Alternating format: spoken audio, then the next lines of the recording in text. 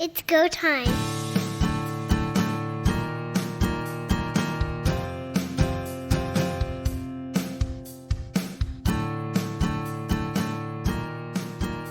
Week 1 is in the books, and we're back at our regular weekly review of the Canadian Football League here in 2023 as the season gets underway. Hi, everybody. Welcome to Third Down Gamble. Don Charbon along with Heath Graham. Interesting first week of football in the Canadian Football League. Let's get right to it. Takeaways from week 1. Let's start with the quarterbacking. There were quarterbacks that were sort of under review, if you want to call it that, as they started this season. Of these, I'll give you some names. Taylor Cornelius of the Elks, Jake Meyer of the Stampeders, Trevor Harris of the Rough Riders, Cody Fajardo of the Alouettes, or Nick Arbuckle of the Red Blacks. Are any or are multiples in trouble if they don't perform well in week 2? The first one that jumps off the page at me is Nick Arbuckle with the Ottawa Red Blacks. We know Jeremiah Mazzoli will be the number one guy when healthy. Unfortunately for Ottawa, we don't exactly know when that's going to be. He's dealing with some lingering effects of an off-season surgery. Nick Arbuckle, as I said on last week's program, this was his opportunity to prove himself as a starting quarterback and maybe get a look from another team that is looking for a number one guy. He did not show enough, in my opinion, to solidify himself as a number one quarterback in this league. It's hard to put all of those opinions in play on one game, but so far from what he showed, it's a tough one for him to be seen as a number one quarterback, in my opinion. The biggest takeaway that I had from that game, especially with Arbuckle's play, underneath he seemed to be throwing it well, but he wanted to get to Jalen Acklin twice. Twice he threw into double coverage. Twice that ball was intercepted. That is almost cardinal sin number 1 when you're a quarterback. If that safety is drifting toward the receiver that's your target, don't throw that football. He did. Jake Mayer, Calgary Stampeders.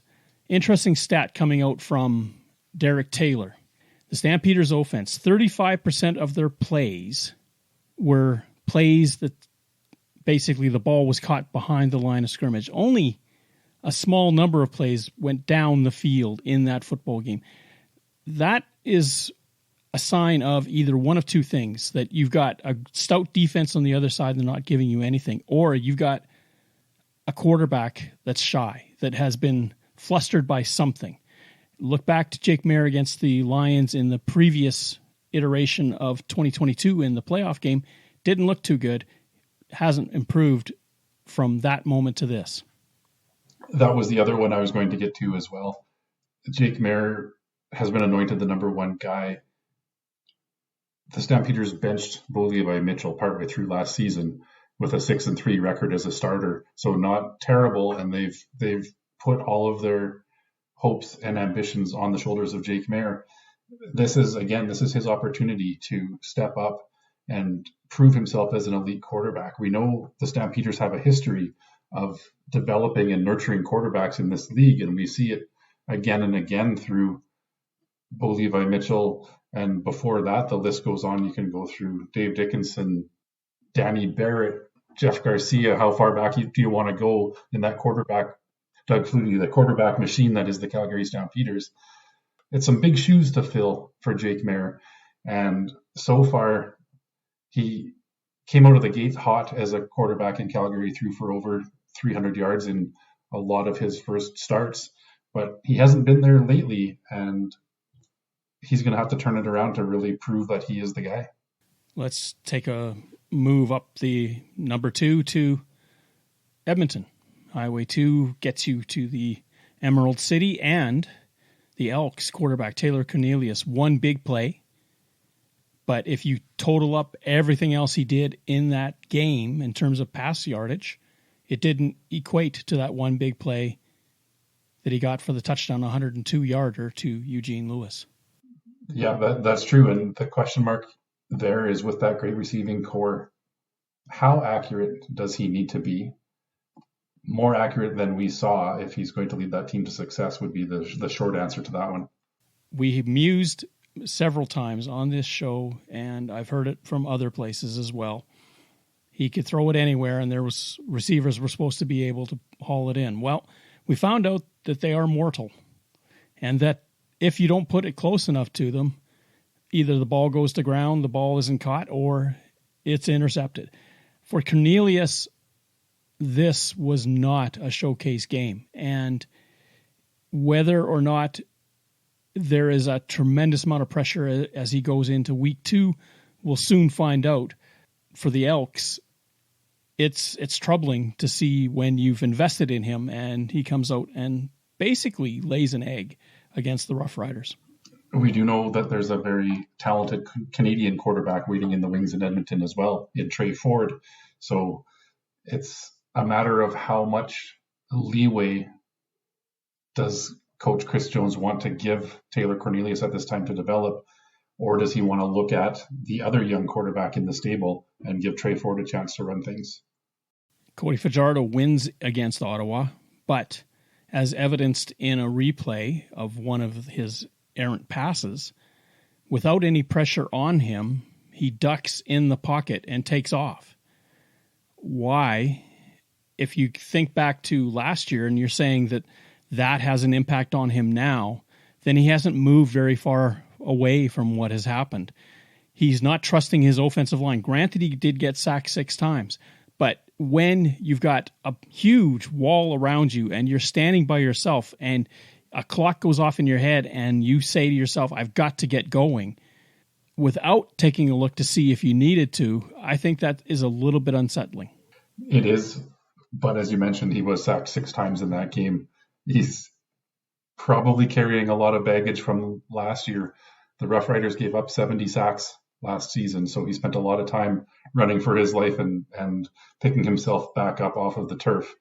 I saw enough from Cody Fajardo to think he is going to be the number 1 guy in Montreal throughout the season.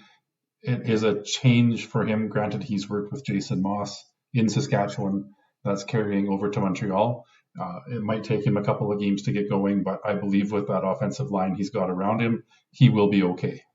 Trevor Harris, Saskatchewan, not great numbers against the Elks. A horrendous pass in the fourth quarter that didn't do anyone any favors if you were cheering for the green and white. He, of course, injured on the final play of the game that he was participating in. He has missed practice, so there's some questions about him.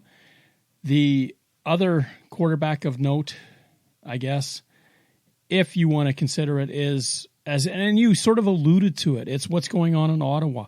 When do we see Jeremiah Mazzoli back? He is practicing again. I don't think the Red Blacks are going to get too anxious to put him in right away. You've got that bye coming up, so there's an opportunity to wait 2 weeks, but you've got a game before that bye even comes upon. I think you're right. It's an opportunity to give him 1 more week of preparation. I would expect to see Nick Arbuckle as the number 1 quarterback this week. Is Mazzoli going to be healthy enough to be the number 2 guy and dress for this game? It kind of remains to be seen. But with that bye week coming up, if they can somehow eke out a win, it's going to carry them a long way.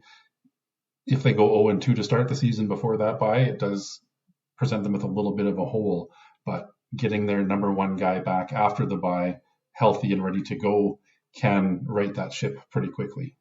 Of the games last week, Calgary was probably the one destination that had the smallest crowd watching the football game, especially for opening night. Now, granted, to be fair to the Stampeders, they didn't have the greatest of weather the last few weeks. Everyone's kind of worried about the smoke in the air, all that sort of stuff. So that definitely hampered what was going on.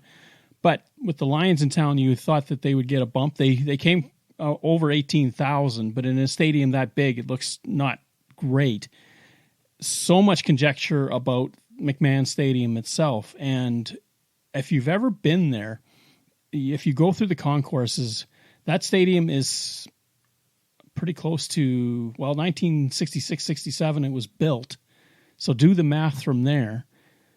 It's the oldest stadium in the Canadian Football League, and it's starting to really show its age. In terms of its location, it's fantastic. But are you absolutely conscripted to keep that stadium as is until you find a new site, or can you renovate and fix that thing up? I am hesitant to blame the stadium for the low attendance numbers in week one. It's disappointing to see that small of a crowd in Calgary. We know the prairies are really the heartland of the CFL, if you will. It's a lot of fan support throughout. 18,000 is a concerning number for a stadium that size. You and I, both being football fans on the prairies, have spent a lot of time at the old Taylor Field and the old Canada Inn Stadium in Winnipeg, Commonwealth in Edmonton. We know the type of stadium that McMahon is. It's not ideal, and there is certainly work to be done on the concourse to make the fan experience better. They're not going to have a new stadium in Calgary overnight, so it would be wise for them to make some investment and some improvement in the meantime to try to keep that fan experience as positive as it can be until they are able to establish a new home. Well, the Alberta government has already sort of queued up their thoughts in terms of getting the Flames a new home. I can't see why the Stampeders aren't included in that. Even if it is a reno of McMahon Stadium, the cost for that would be far less than building a brand new stadium. And truthfully, having been to McMahon, I think it's a great sightline to watch a game from. It is just that concourse area. It has that feel that it's just past its day. That's the frustrating part for me. Everything else about the experience of McMahon is fantastic. They do a great job.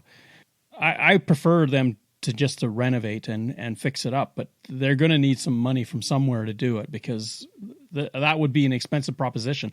But building a brand new stadium would be far more expensive. Some breaking news that came out of BC today: offensive lineman Philip Norman suffered what the club termed as a significant medical episode prior to practice, and this was just as they were going through a walkthrough. Nothing was really happening. Practice was then canceled. He was driven to the hospital. So far, he's conscious. His EKGs are coming back okay, but they're going to hold him overnight to find out more about what went on. Very, very troubling, considering that there was really not much activity, if any, at the time on the practice field. A scary moment indeed, and certainly we hope all the best for Philip Norman and the BC Lions organization.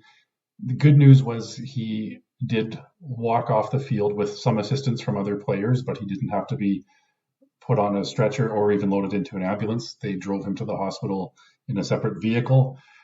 All positive things, and here's hoping that those tests come back normal, or whatever the situation is, that they can diagnose and ensure his health. So wishing all the best to Philip Norman and the Lions.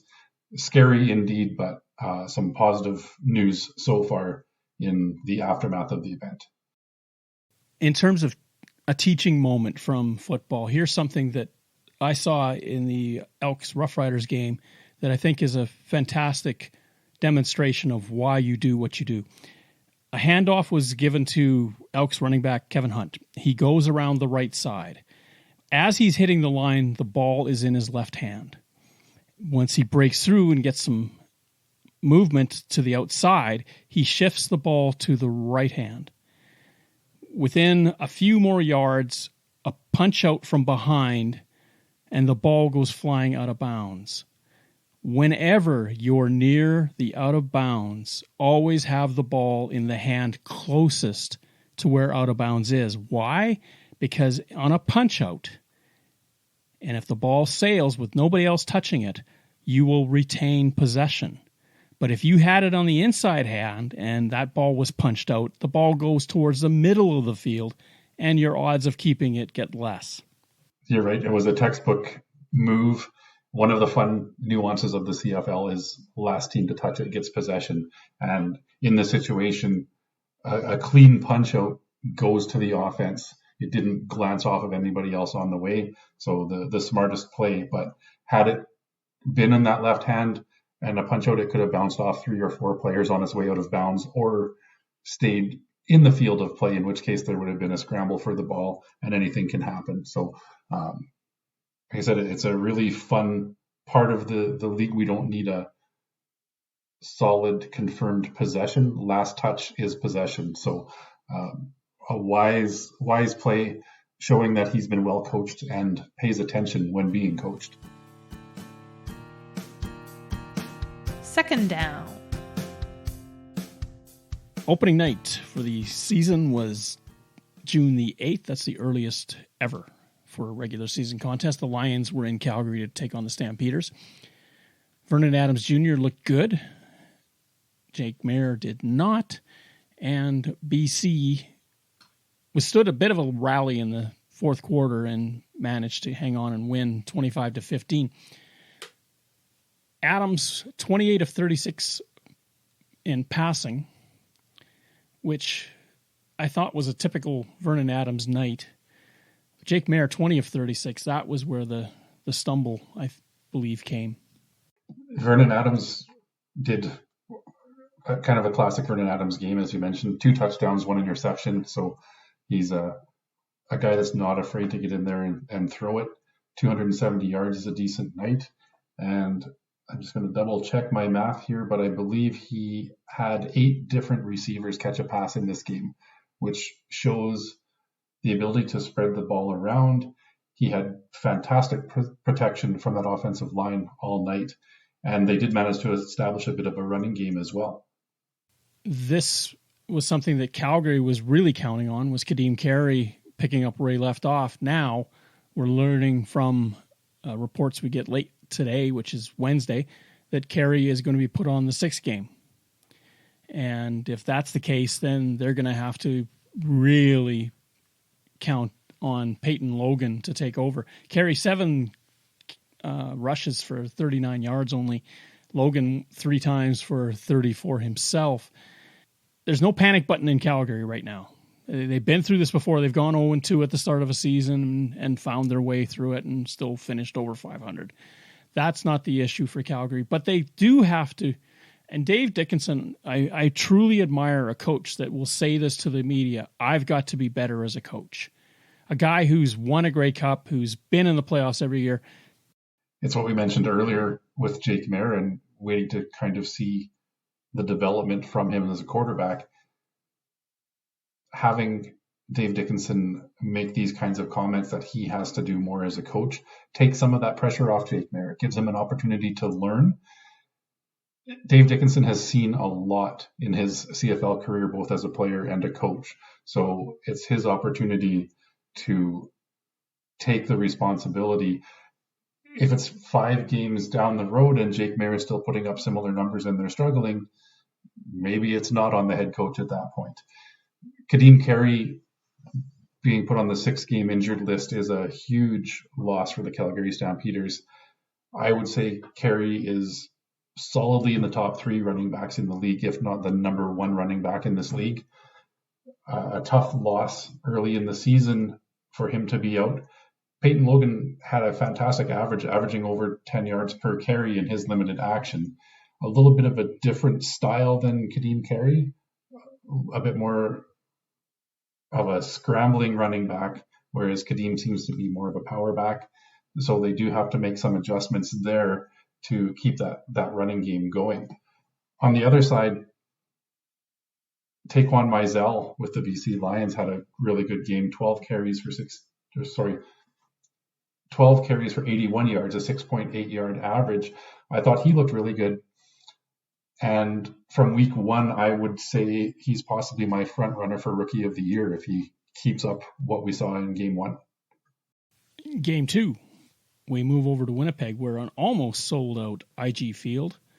Watch the Blue Bombers hang on to defeat the Hamilton Tiger Cats 42-31. You wouldn't expect that of Winnipeg at home on opening night. A 29-4 halftime lead evaporates with 2 huge turnovers that Hamilton put into the end zone very quickly. One, basically a fumble 6, if you want to call that, and the other, the ball taken down to the 2-yard line 1 play later. They're in the end zone, and the game is on.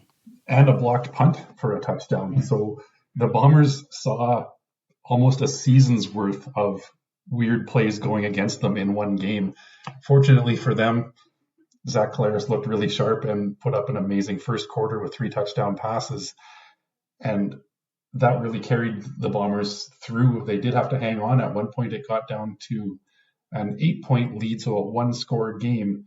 No panic from the Winnipeg Blue Bombers. They shrugged off their misfortunes, marched back down the field, and got a 51-yard field goal from Sergio Castillo, which has further endeared him to the Winnipeg Blue Bombers fans. He was perfect on his converts, perfect on his field goals, and seems to have put that kicking game struggles out the window already in the first game of the season.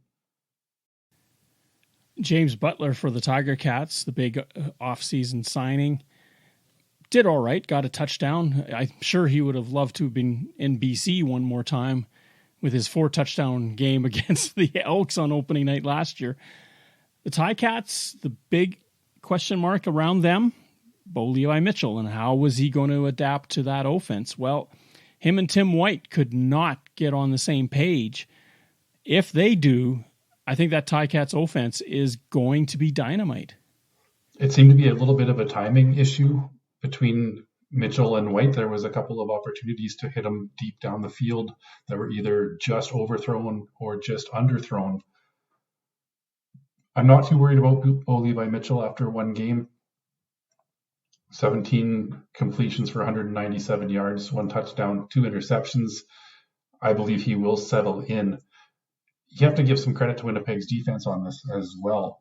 Willie Jefferson had a Willie Jefferson kind of night with a couple of sacks, 3 knockdowns, a forced fumble. He kind of did everything that we would expect to see from him.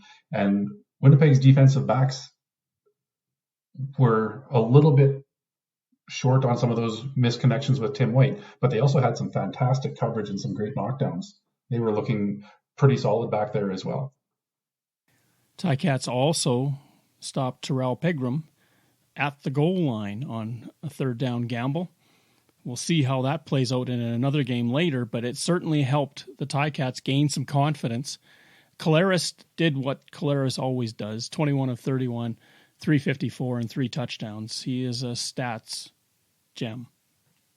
And again, no panic from Zach Collaros. He is probably the most calm quarterback in the pocket in the CFL. If he starts to feel a little bit of pressure, he doesn't run to the sidelines. He takes a couple of steps one way or the other, gets himself out of trouble, and looks for a receiver.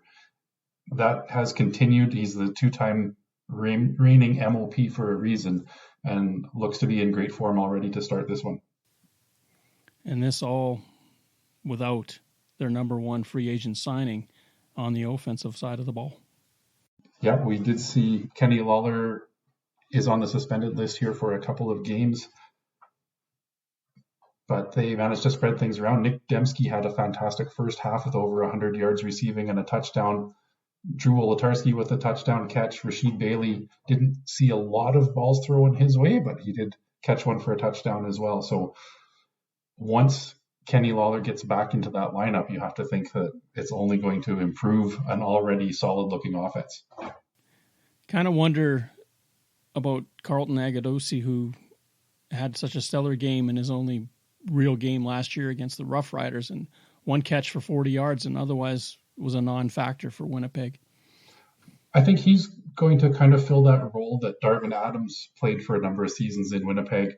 He's not going to be the number 1 target, but he is a deep threat. He's a jump ball threat. And if they don't overuse him, he's going to be a great weapon for Winnipeg. The one concern I have from what I've observed so far is a little bit in his conditioning. He seemed to tire in that game where he had the couple touchdowns last season. He was only targeted the 1 time, and it was a 40-yard catch. So if you're using him sparingly, he's dangerous. If you're targeting him 8, 9, 10 times in a game, I think that conditioning is going to come into play. Saturday night at Percival Molson Memorial in Montreal, another huge crowd. And the Alouettes don't disappoint, winning 19-12 over their arch rivals, the Ottawa Red Blacks. For Cody Fajardo, this was his coming out party.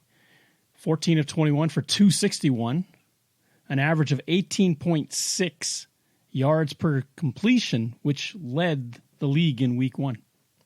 That was a great start. We did talk a little bit earlier about what we saw from Cody Fajardo, and it's more, is he a little bit shell-shocked from what happened last season with that lack of offensive line protection?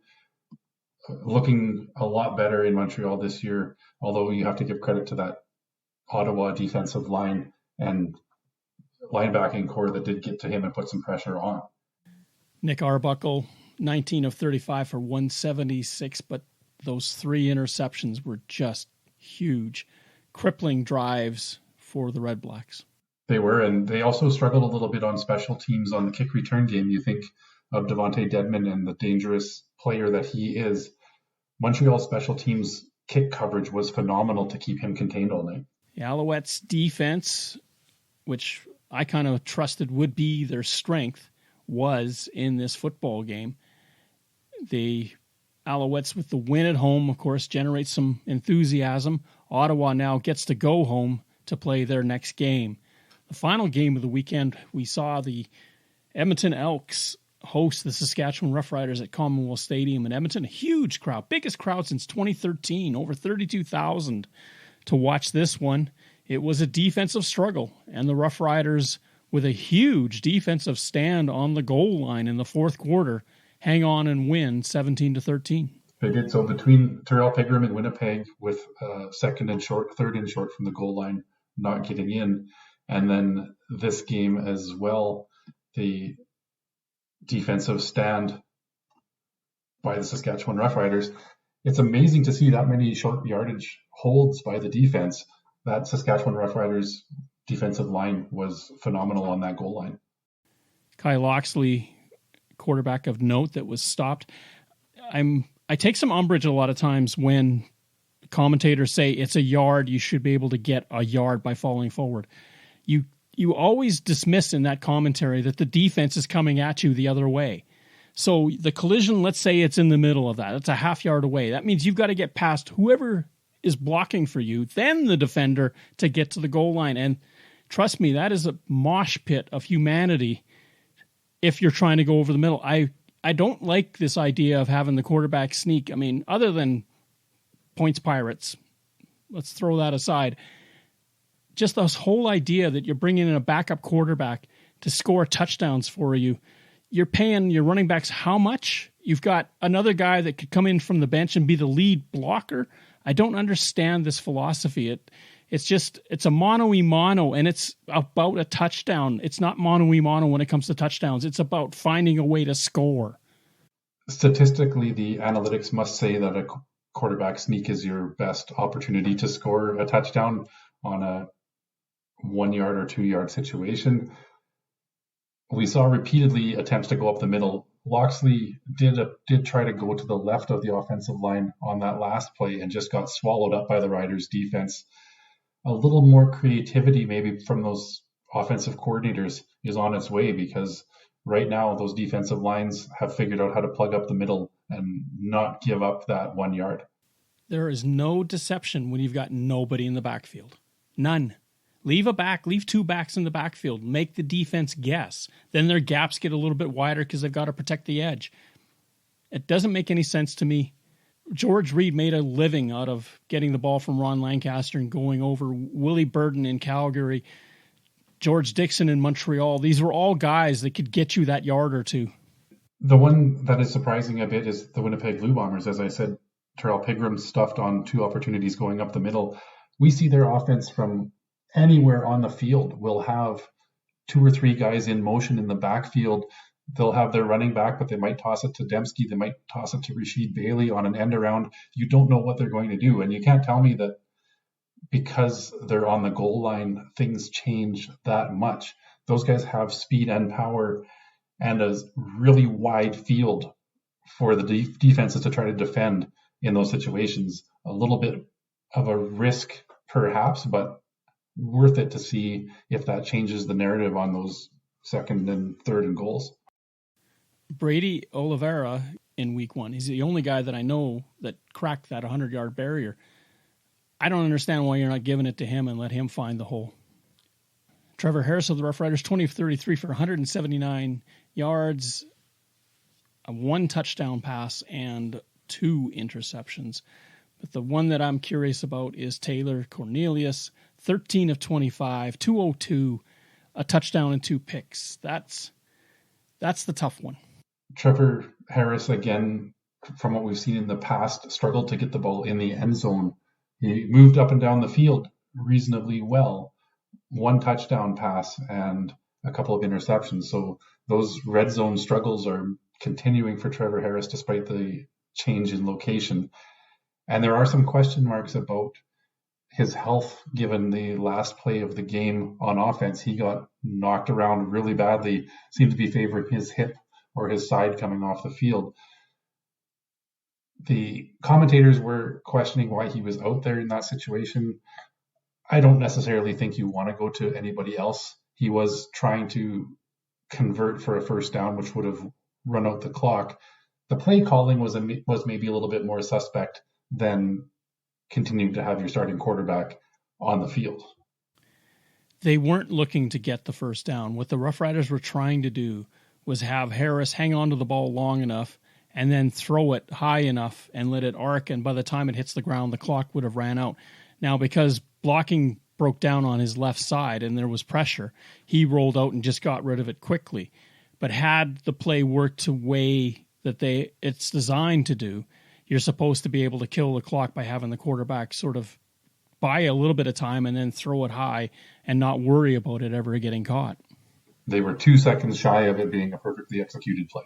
Henry Burris did it one time with the Calgary Stampeders, and same sort of situation where he was supposed to kill the clock. And in his situation, he didn't have anywhere near the pressure, but he threw the ball away too quickly, and there was 1 second left on the clock, and that was a scary 1 second because they were on the Calgary side of the field when that play went off. 3rd down. 4 games on tap in the Canadian Football League. We start in Ottawa with the Stampeders. Despite their offensive woes, are 6.5 favorites heading into the nation's capital. Thoughts on that? That's a pretty big spread for a road team to have, especially this early in the season, coming off of a loss. But I am going to pick Calgary to not only win this one, but cover the spread. I believe Nick Arbuckle's struggles continue for Ottawa. I don't think they're as sharp as they need to be yet at this point. And this is an opportunity for Jake Maier to bounce back against a team that they should be able to beat. The only thing that really scares me right now is that Ottawa defense. If they can put some pressure on Maier, that might be a bit of a closer game. But I'm taking Calgary covering that 6.5. I'm going to go with the Red Blacks at home. They are on a 12-game losing streak themselves. Incentive, yes. Arbuckle used to play for the Stampeders. Ottawa typically plays Calgary very tough in Ottawa. I'm going to take Ottawa against the spread. Pat has sent in his picks. He's going the same as you. Calgary covers, and so does Andrew Hoskins of the Turf District podcast, who I remissed in not including his stats from last week. He went 2-2, but he has sent his in, and he's going with the Stampeders as well in Ottawa. So interesting, the road team with a minus 6.5. That's pretty rare, getting that much love. Friday night. Speaking of road teams that are getting a lot of love, the Winnipeg Blue Bombers are minus 6.5 going into Regina at Mosaic Stadium to take on the Rough Riders. Recent history has shown that the Bombers know how to win in Regina, whether it's playoff or regular season games. Battle of the unbeaten in week 2 with the 1-0 Bombers against the 1-0 Rough Riders. I saw enough of Zach Collaros and those weapons from Winnipeg last week that I am confident that they come into Saskatchewan, continue their winning ways at Mosaic Stadium, and win by at least a touchdown. So they're going to come in, cover that spread in Saskatchewan's home opener. I'm with you. I can't see how Saskatchewan is going to beat them. The one thing that I was thinking about while I watched the Elks and the Rough Riders, granted they were closely matched, Granted, the game was a well-fought defensive, and it felt like a playoff game. Like the hitting, the intensity was all there. And you could Jim Barker kind of alluded to it, that both of these teams have tough schedules coming up. They needed something to get going, as it was for the Elks. And I know they're sick of this, but 18 in a row lost at home is unbelievable for a franchise as historic as that. I can't fathom what's going on in the minds of the coaching staff, the players, the head office. It's just got to be gut-wrenching to see that happen. One thing about football and life is that these are all temporal things. The day they win, that's it. It's in the past. I'm going to pick Winnipeg to cover. In fact, of the four of us, the only one that doesn't pick Winnipeg to cover in Regina is Pat. He's saying they'll win but not cover. He's got a lot more confidence in that Riders defense than the rest of us, by the sounds of things. That's going to be the key to this whole game, is whether that Saskatchewan defense can keep Winnipeg at bay. If they can't, there's no way that Saskatchewan offense is going to scare the Blue Bombers. If this game isn't 20-17, you know what it's going to be. Saturday night, Edmonton goes into BC, where they had a horror film of games last year, getting absolutely destroyed by the Lions both times they were there. Lions at home, minus 7.5 against the Elks. Vernon Adams Jr., I'm championing him because I do believe that he is a good enough quarterback to take that Lions team anywhere they need to go. I still point back to his days in Montreal with Kahari Jones as his head coach, and weren't the Alouettes just the best thing on grass to watch? I mean, they were just unbelievable. You never, ever counted them out in any football game. And you've got that kind of guy that has that kind of grit, that doesn't want to lose at any cost, that just always thinks there's a way to win. Then I'm with the Lions. I'm saying the Lions cover. I'm taking the Lions to win but not cover in this one. Vernon Adams is a flashy and exciting quarterback. He has a tendency at times to get himself into a little bit of trouble. I think that's going to come into play in this one, possibly 2 or 3 interceptions, keep it close. The Lions do get the win, but I believe that the Elks keep it close enough to beat that spread. Now, one player to watch, Dylan Mitchell made some bold statements before the season started, saying he wanted to be a 2,000-yard receiver. He started week 1 with 1 reception for -5 yards. So the task has gotten even longer. He now needs 2,005 yards over the next 17 games to hit his goal. We'll see what happens there. The compliment to Eugene Lewis, he needs to get himself going. 1 catch for -5 is not good enough and not where he needs to be. Eugene Lewis, of course, went for over 150 himself, 102 on one play with a touchdown reception. Andrew kind of agrees with that whole notion that BC can win, but they won't cover. Pat is taking the Lions to win and cover. Sunday, the Argonauts unveil their championship banner, celebrate the 2022 Grey Cup at BMO Field, and their arch rivals, the Hamilton Tiger Cats, are in town, the team that will be hosting this year's Grey Cup just down the road. Ticats are minus 2.5 favorites. This started out as the Argos being the favorites on Monday, and it has morphed into a Tiger Cats being the favorite at minus 2.5. It's telling me that the betting crowd isn't sure what to make of this game because the Argonauts are kind of an unknown going into this. The defense is stout. They're good, no problem. But what are they going to get out of their quarterback play? Interesting that 6 teams will have 2 games under their belts before the Toronto Argonauts hit the field for the first time, as they're the last game of the week. Everybody is curious to see what Chad Kelly does leading that offense for the Toronto Argonauts. Myself, I'm picking the Tiger Cats to win this one on the road. I think the Road Warriors are going to have a big week at picking 3 of 4 road teams to come away with the win.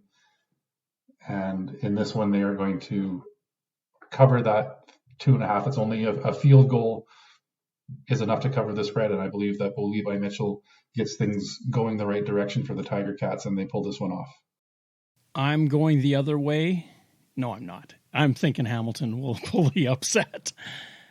If it is an upset. I just have a lot of faith also in Bo Levi Mitchell, and he's a driven individual. He wants to do the best he can for his new club. And Andrew has gone with the Argonauts. Pat has gone with the Argonauts. So 2 people think that the Ticats can't cover. 2 people do. Just quickly from last week, Heath, you were right on 3 of 4. Pat, 3 of 4. Andrew, 2 of 4. Me, just 1 of 4. What does that tell you? Whatever I have to say, don't listen.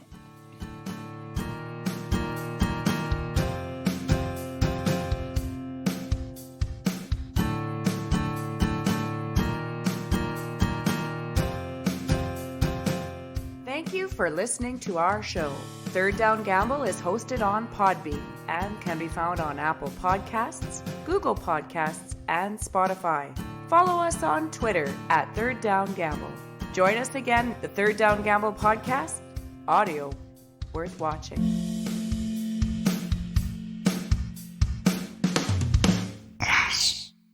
Third Down Gamble uses the expert resources provided by Canadian Football League player and game statistics for analytics, game notes, and statistics, and 3downnation.com for news, insight, and in-depth analysis.